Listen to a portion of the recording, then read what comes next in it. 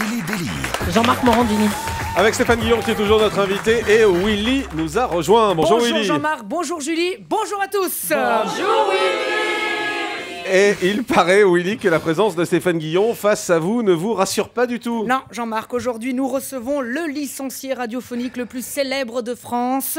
Je n'ai pas le droit de vous parler, Stéphane, je n'ai pas le droit de vous regarder. C'est pour ça qu'aujourd'hui, je ne ferai pas une chronique sur Stéphane Guillon, de peur qu'il ne me porte la poisse.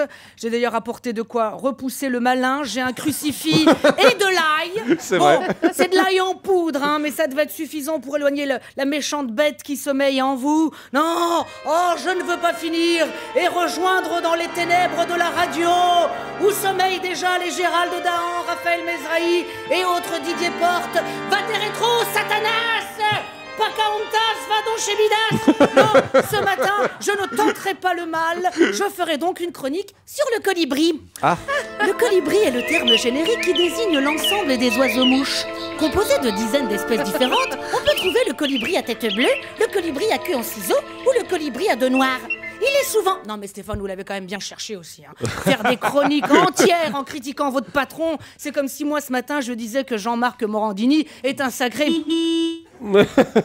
Comme si je disais que Jean-Marc est un sacré... Oh, va des rétros! Voilà que la censure s'abat sur moi. Oh, vous m'avez possédé! Vous m'avez possédé! Vite! Le colibri Il balance de l'ail partout. que l'on trouve plutôt dans les couleurs cuivrées, vit dans les broussailles tropicales du Chili et du Pérou. Sa période de reproduction... Vous êtes un humoriste libre, Stéphane. Libre de parler, libre de ne plus aller faire de promo sur TF1, libre de vous faire engueuler par Rose, libre de ne pas vous raser, quitte à garder tous les jours une barbe de 3 jours qui vous fait ressembler à une collégienne portugaise. Vous êtes tellement libre que même Jean-Lucas, fin juin, il vous a dit « C'est bon Stéphane, vous êtes libre. » Oh non, pardon, mon Dieu,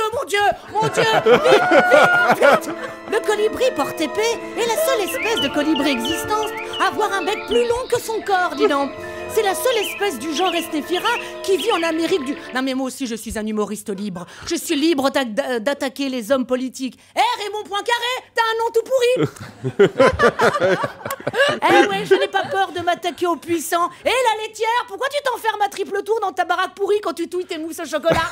T'as vu comme je balance? Non, vous n'aurez pas ma liberté de penser. Jacques Brel, tu as des dents de cheval.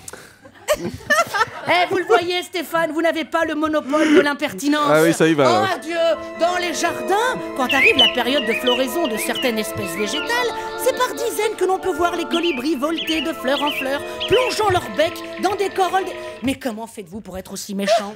Samedi, c'était la journée de la gentillesse. Qu'est-ce que vous aviez dû vous emmerder? Et puis toute la journée, il faut le tenir, ce rôle de méchant. Oh, Stéphane, un autographe s'il vous plaît. Et voilà. Pour Patricia la connasse. Oh merci, il est trop méchant. Oh pardon. Les mâles plus gros se reconnaissent à la hutte qu'ils portent sur la tête. Allez, je ne devrais pas vous le dire, ça mais sent j'étais... Ouais. C'est horrible. Ça pue l'ail, Merci. là. Allez, je ne devrais pas vous le dire Stéphane, mais j'étais très content de vous voir ce matin. Content de vous avoir vu, mais j'ai surtout hâte de vous réentendre. Et comme moi, je ne suis pas un salaud, Stéphane, je vous signale juste avant de partir, qu'il arrive même que le colibri puisse voler à reculons. Ha ha! À mercredi. Merci beaucoup Willy. Eh ben. Ah, ça sent l'ail, c'est une horreur dans le oui. studio quand même.